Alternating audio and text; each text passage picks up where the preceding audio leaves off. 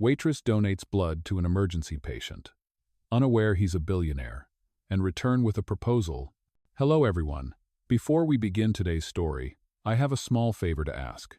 Please hit subscribe and turn on the notification bell so you never miss our channel's new videos. It is quick, free, and the best way to support us in bringing you more dramatic stories. Your support means the world to us. Where are you watching from? Drop your city or country in the comments below. Thank you very much. Now, let us return to tonight's main character. The rain had not stopped since dusk, and the air smelled of wet asphalt and coffee grounds. Inside a small roadside diner, the fluorescent lights flickered softly over chrome stools and faded menus. Mira Thompson wiped the counter for what felt like the 100th time, her wrists sore from the double shift. It was nearly midnight, and her manager had gone home hours ago. Only the hum of the refrigerator and the distant siren from St. Mary's Hospital broke the silence. She glanced at the clock above the pie case. It was 12:23. One more hour, then she could walk home, check her mother's medication, and collapse on the couch. Her reflection in the window showed dark circles under tired eyes and the faint trace of a smile that refused to give up. Then came the sound screeching tires, a metallic crash, a shout that cut through the rain. Mira dropped her rag and ran outside. A car had spun across the intersection, its headlights still burning through the mist. A man was slumped over the steering wheel, motionless. Steam rose from the hood as the siren grew louder. "Sir, can you hear me?" she cried, yanking the door open. The man's face was pale, streaked with blood from a cut near his temple. Someone shouted that an ambulance was on the way. Mira tore off her apron, pressing it gently against the wound to slow the bleeding. "Stay with me. Please stay with me." Minutes later, paramedics arrived, voices sharp and hurried. "We need an immediate transfusion. AB negative," one of them said. "We have none available. The blood bank is closed until morning." Mira froze. She knew her own type. AB negative. Rare. The medic turned to her. "Are you sure?" "Yes," she said without thinking. "Take mine." Within minutes, she was at St. Mary's Hospital, lying on a narrow cot in the emergency room. The white light burned overhead, and the metallic smell of antiseptic filled her lungs. A nurse slid a needle into her arm, and crimson life began to flow through the tube. Mira stared at the ceiling tiles, heart racing, wondering who the man was. She could barely see him behind the glass wall, a figure surrounded by doctors, machines, and urgency. The nurse glanced down at her chart. "You saved him, you know. Without this, he would not have made it through the hour." "Oh," Mira smiled faintly, her eyelids heavy. "Just make sure he wakes up." When the transfusion was over, the nurse tied a paper bracelet around her wrist. It read, "Donor 0487. Mira looked at it for a moment, not knowing that this small tag would become the thread binding her fate to the stranger behind the glass. Outside, the storm eased into a drizzle. Mira stepped into the night air, her breath visible in the cold.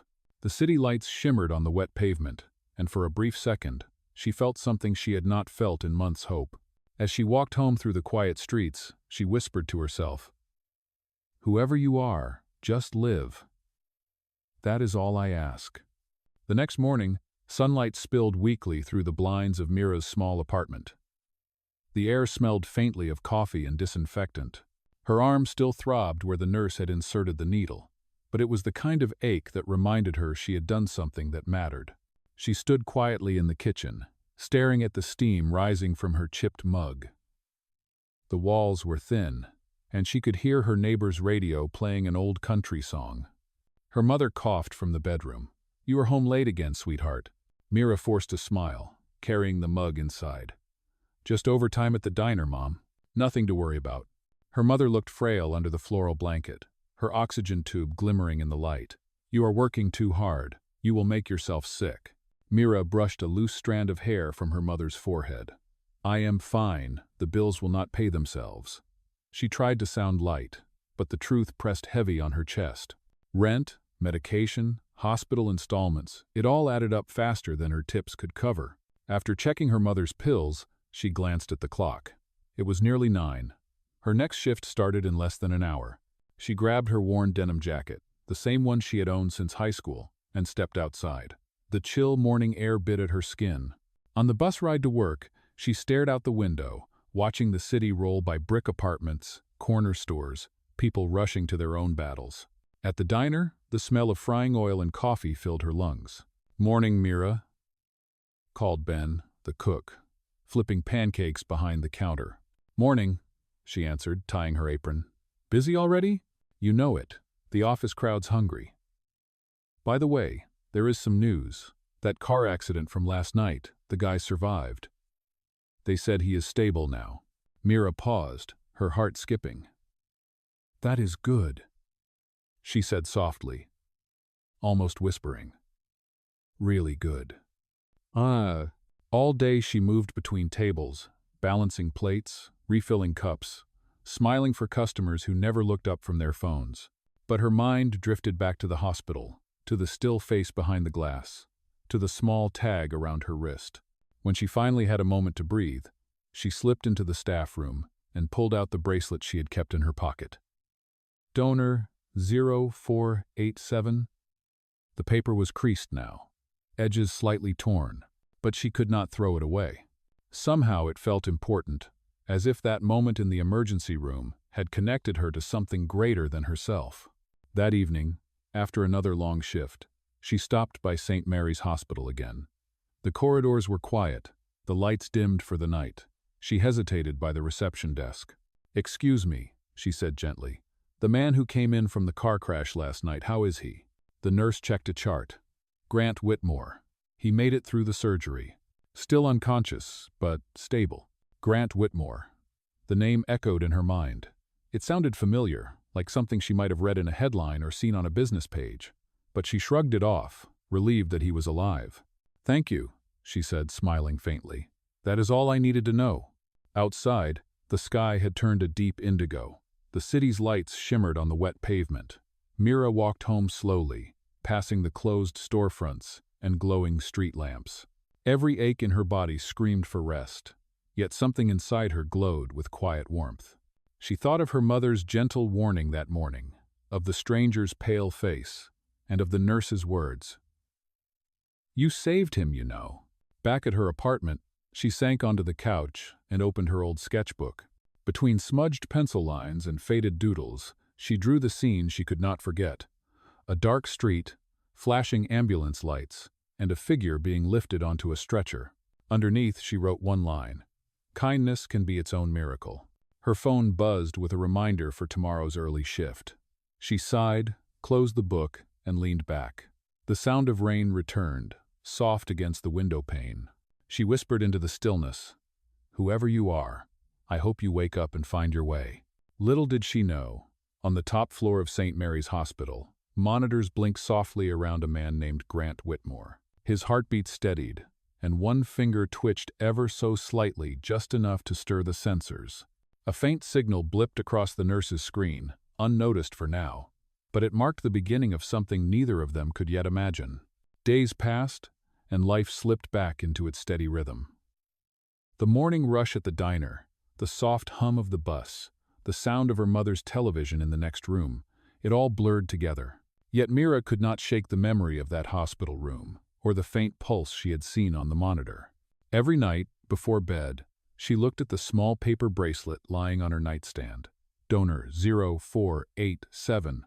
It had become a quiet reminder that she had done something that mattered, even if the world would never know. One evening, after a long shift, she noticed a small flyer taped near the bus stop. Right to Heal, a volunteer program where donors can write letters to anonymous patients. Something about it caught her attention. She tore off the bottom slip with the hospital's address and tucked it into her pocket. The next day, during her short break, she sat in the diner's storage room with a pen and an old envelope. The words came slowly at first. "Dear patient, you do not know me, but I was there the night of your accident. I heard the sirens, saw the chaos, and did what I could. The doctors said you would live, and I hope that means something good is waiting for you when you wake up. Sometimes life gives us a second chance, even when we think we do not deserve one." She hesitated, then signed only, "Donor 0487. When her shift ended, she walked to St. Mary's Hospital and left the letter at the volunteer desk. The receptionist smiled kindly. We will make sure it reaches his file. After that, it became a habit. Every few days, she wrote another letter short, sometimes silly, sometimes heartfelt. She told him about the funny customers at the diner, about her mother's recovery, about the cat that kept sneaking into the alley behind the restaurant. She never expected anyone to read them. It just made her feel less alone. Weeks rolled by, and the chill of winter began to soften. Mira's life was still hard, but something had changed inside her. Writing to that stranger had become her own kind of therapy. When exhaustion crept in, she imagined him fighting his way back to consciousness. Somehow, that thought gave her strength. Then, one evening, as she handed over her latest letter, the nurse at the counter said, "You know, the patient from the accident, he is still stable. The doctors said his brain activity is improving. It might be a good sign." Mira's eyes widened. "Really?" "Yes, maybe he can hear you." The nurse smiled warmly. "Keep writing.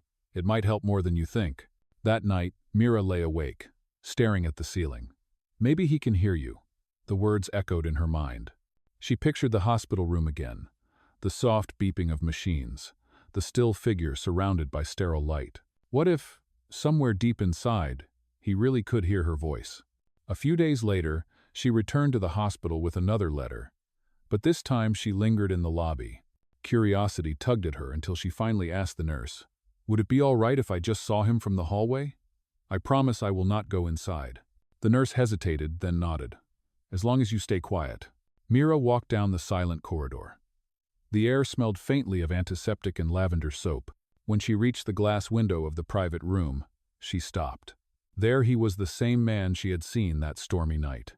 His face looked peaceful now, framed by clean sheets and the steady rhythm of the monitors. She pressed her hand lightly against the glass. "Hi," she whispered. "It is me, the waitress, the one who gave you a little extra of her bad luck and her blood." She gave a nervous laugh. "You should see the diner food. It is still terrible." Of course, there was no answer, only the quiet hum of machines. Yet for the first time, she felt a strange calm. She stayed there for a moment longer before turning to leave. That night, back in her apartment, she began a new letter. "Dear patient, today, I saw you. You looked peaceful, like someone dreaming of better days. I hope you find them soon. And if you do wake up, promise me one thing: do something kind for someone else. Keep the circle going." She sealed the envelope carefully and set it aside for the morning.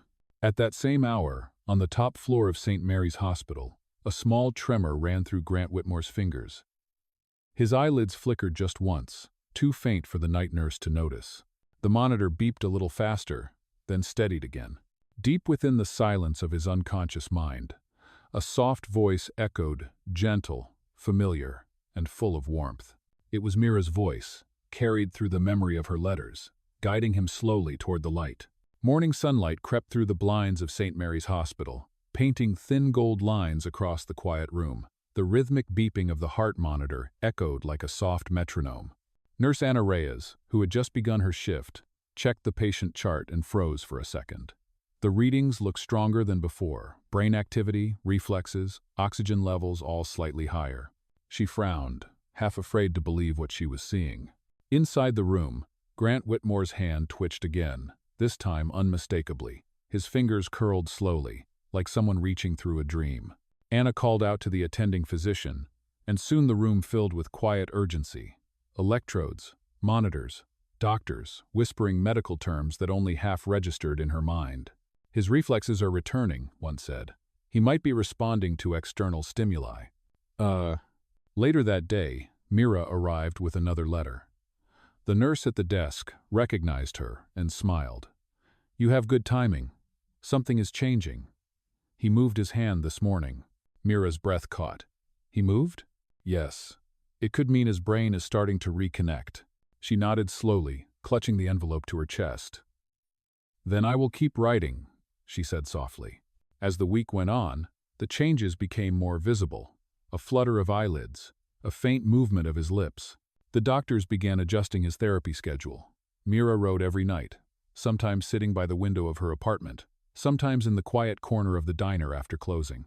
She did not know why she cared so much about someone she had never spoken to, but the thought of him waking up made her heart race in ways she did not understand.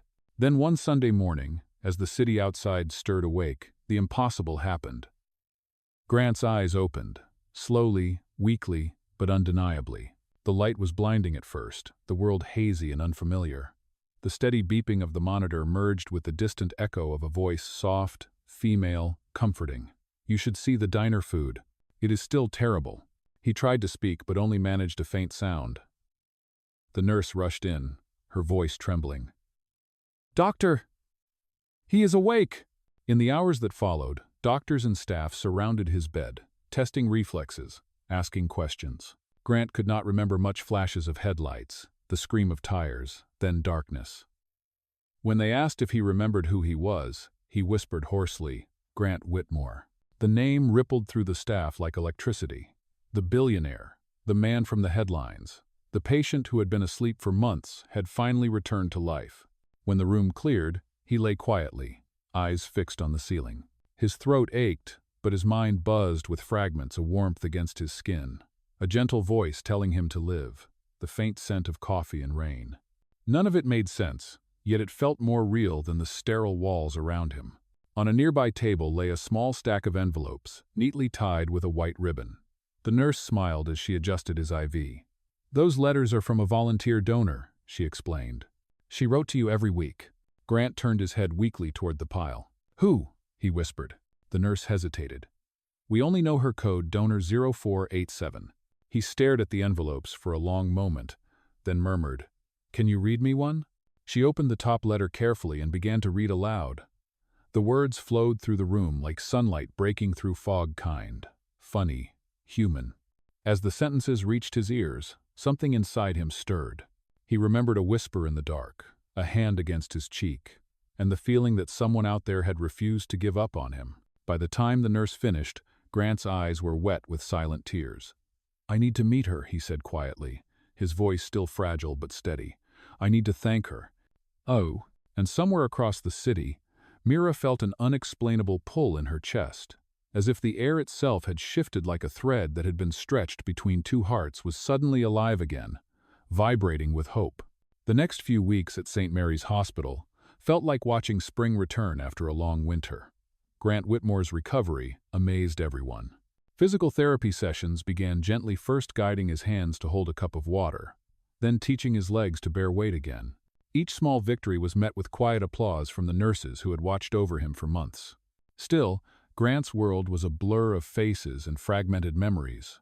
He remembered numbers, business meetings, and the sterile glow of hospital lights. But there was one thing he could not shake, a voice that lived somewhere in the back of his mind. Soft, kind, almost teasing. "You should see the diner food. It is still terrible." He had asked several times about the donor, the mysterious 0487, but no one could tell him more. The letters were part of an anonymous program, Dr. Harris explained one afternoon. She wanted to remain unknown. Grant nodded, though disappointment lingered like a shadow. He could not explain why it mattered so much, only that it did. Meanwhile, life outside the hospital continued quietly. Mira worked her shifts at the diner, unaware that the man she had saved was now awake and searching for her. She still wrote her letters, though she did not know if anyone read them. It comforted her to imagine that her words reached him somehow. One evening, while adjusting to the wheelchair in his therapy room, Grant looked out through the large hospital window. The city below was alive, people rushing to buses, neon signs flickering, the rhythm of ordinary life. For the first time in months, he wanted to be part of it again. "Your progress is remarkable," Dr. Harris told him, checking the chart. "Most patients take twice as long to regain this level of coordination." Grant managed a weak smile. "Maybe I had help." By the end of the month, he was walking slowly with a cane. Every day he grew stronger, though his heart carried an emptiness he could not name. One morning, a nurse left another bundle of envelopes on his bedside table, the last of Mira's letters, collected before she stopped sending them. He opened one at random and read, "Dear patient, I hope by now you have opened your eyes. Even if you do not remember me, I want you to live fully. Eat real food, laugh loudly, and find something or someone worth waking up for." The words hit him like a memory reborn. He pressed the letter against his chest, eyes stinging. "Worth waking up for," he whispered. He knew then that finding her was not just gratitude, it was something deeper. A week later, Grant was discharged. Cameras flashed outside the hospital, reporters shouting questions about his miraculous recovery and future plans. He answered none of them. Instead, he slipped quietly into a waiting car driven by his assistant. "Take me to every diner within 10 miles of the bridge," he said. His assistant blinked. "Sir, that could be dozens of places." "Oh, then we will start with the first one," Grant replied, his tone calm but resolute. At the same hour, Mira was finishing her closing duties at the diner, wiping down the counter as the neon sign buzzed softly outside. The world had long forgotten the accident, but not her. She still wore the paper bracelet on her wrist, like a secret promise. As she turned off the lights, headlights swept across the window, and a black sedan stopped outside. She barely noticed it. To her, it was just another late-night customer. But fate was already turning the handle of the door, setting the next chapter of their story into motion where kindness would finally meet its reward. And two lives, once bound by chance, would soon stand face to face. It was a quiet Thursday evening when the bell above the diner door jingled. Mira looked up from wiping the counter. A tall man entered, moving with a slight limp, his cane tapping softly against the floor. He wore a gray coat and a simple scarf, nothing flashy, but there was something about his presence calm, deliberate, and familiar in a way she could not explain. "Good evening," she said, offering her usual smile. "You can sit anywhere you like." He chose the corner booth near the window. As Mira approached with a notepad, he looked up, and for a moment, their eyes met. She froze. His face seemed familiar, though she could not place it. There was kindness in his expression, and behind that, a quiet depth that made her heart stir. "What can I get you tonight?" she asked, forcing her voice to stay steady. He smiled faintly. "Whatever you recommend." She scribbled the order and walked to the kitchen, but her mind refused to settle. Where have I seen him before? She wondered. Maybe on television, or in a newspaper headline. When she returned with his food, he was reading something, a folded piece of paper, worn at the edges. He looked up again as she set down the plate. "Thank you," he said softly. "You must be Mira." Her hands stilled. "How do you know my name?" He reached into his coat pocket and placed a small, creased paper bracelet on the table. The one that read, Donor 0487. Mira's breath caught. For a moment, neither of them spoke. The diner seemed to fade away, the humming refrigerator, the flicker of the neon sign, even the ticking clock on the wall. It was just the two of them, bound by something invisible. "You," she whispered. "You are the man from the hospital." Grant nodded, his voice low but warm.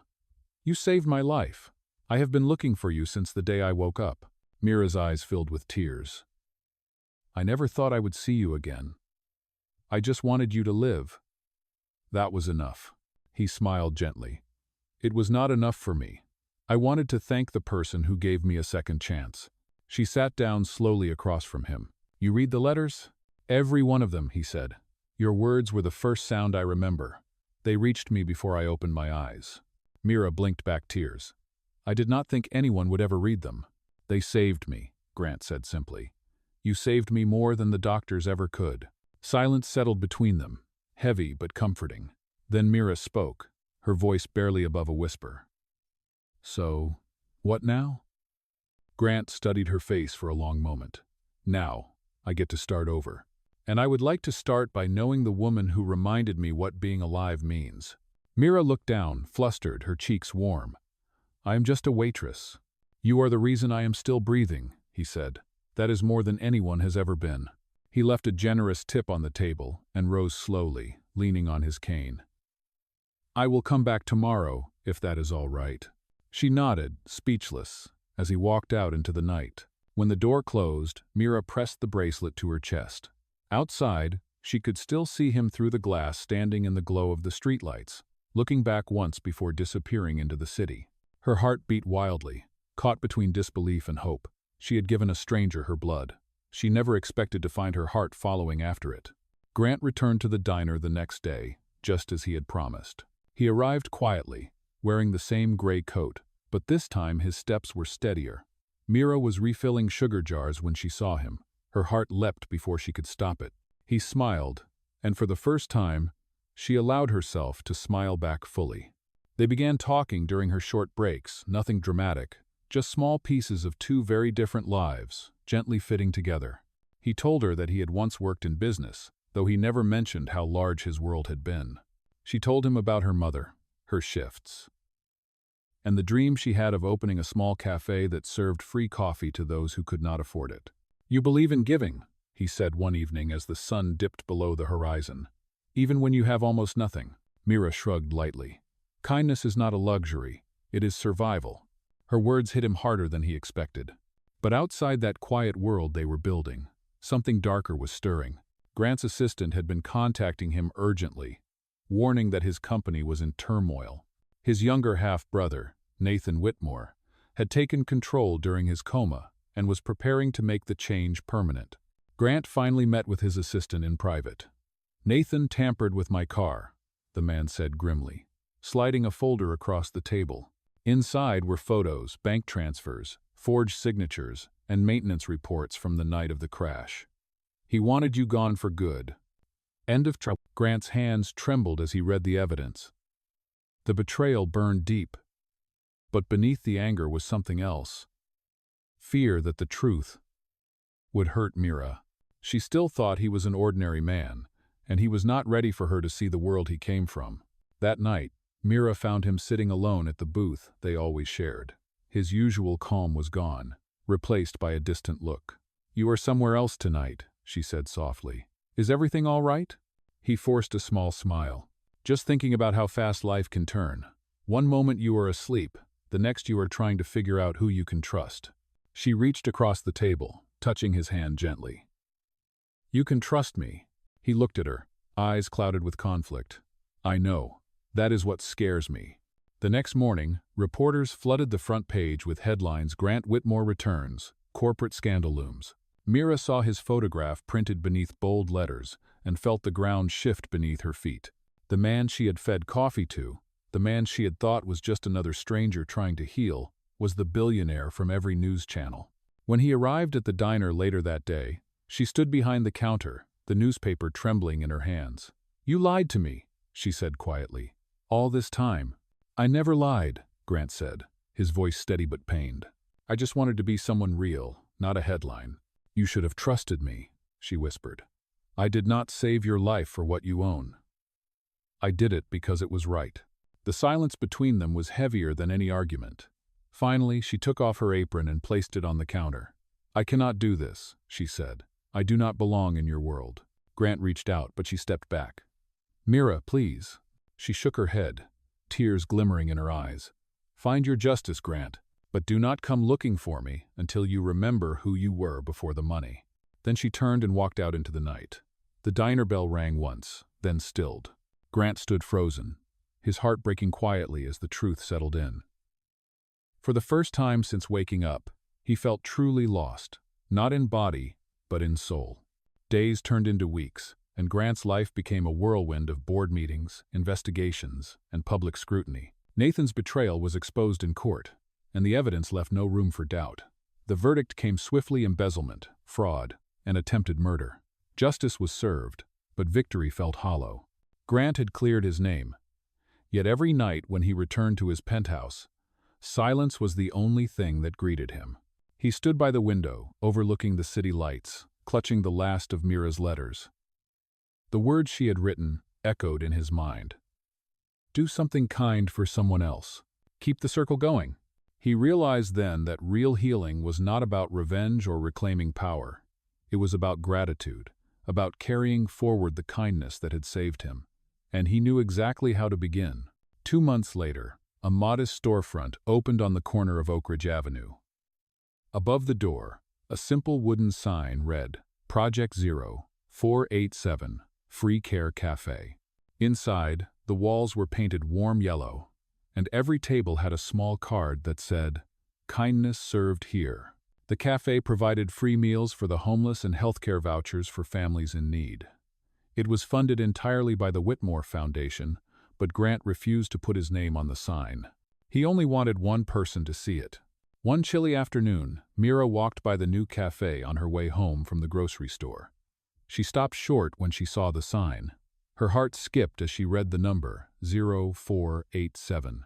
For a moment, she thought she was dreaming. She pushed the door open, and the smell of freshly brewed coffee surrounded her. The place was filled with laughter and soft music. On one wall hung a framed photograph, a hospital bracelet just like hers, displayed beneath the words, "A single act of kindness can change a life." Her eyes filled with tears. Then she heard a familiar voice behind her. "I was hoping you would find it." She turned. Grant stood there, no cane this time, dressed simply in a sweater and jeans. His smile was calm but full of emotion. "Welcome to Project 0487, he said. "It is yours as much as it is mine." Mira tried to speak, but her voice broke. "You built this?" "For us," he said softly. "For everyone who needs to believe that kindness still matters." She shook her head, tears slipping down her cheeks.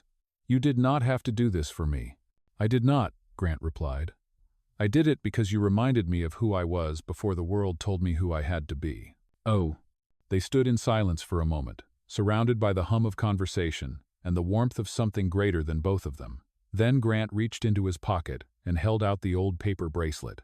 It had been carefully preserved, the letters still faintly visible. "I kept it," he said. "It reminded me that miracles do not happen by chance, they happen through people." Mira looked at the bracelet, then at him. "What happens now?" He smiled gently. "Now, I ask you for a favor. Stay. Help me run this place. Teach me how to keep the kindness going." For the first time in months, Mira laughed through her tears. "Only if you promise not to burn the coffee." "I make no promises," Grant said, smiling back.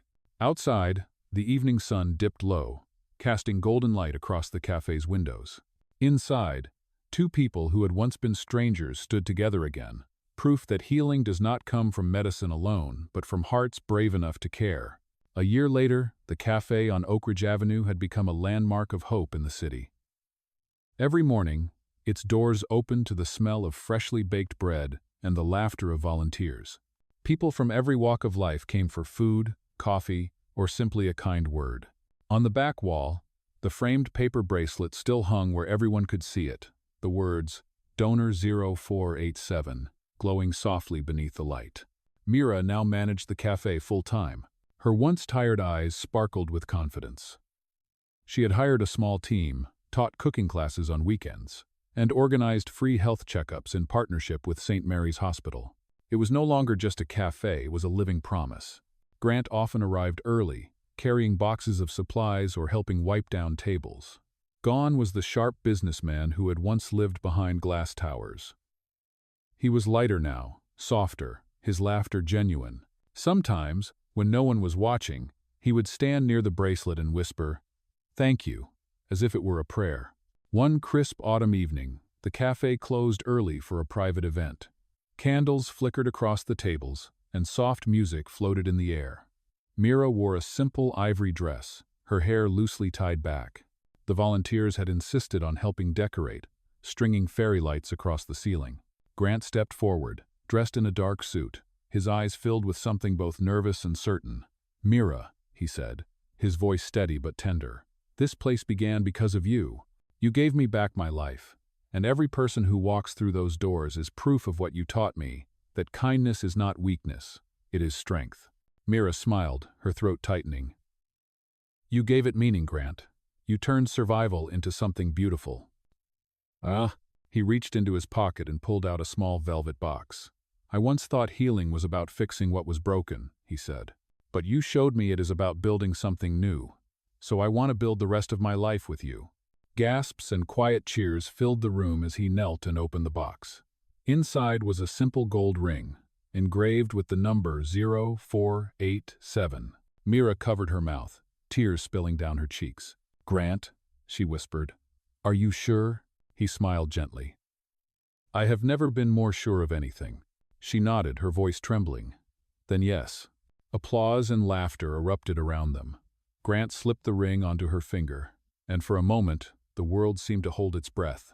The light from the candles shimmered against the bracelet on the wall, the same one that had started it all.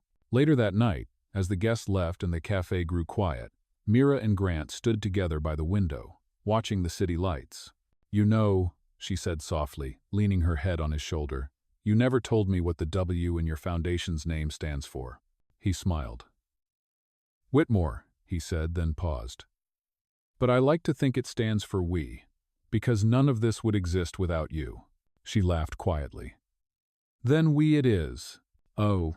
Outside, the wind carried the scent of rain and roasted coffee. Inside, warmth and love lingered in the air.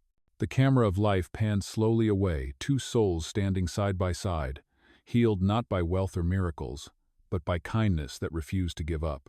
And as the lights dimmed, the words on the cafe wall glowed softly in the background. "Love is the purest medicine.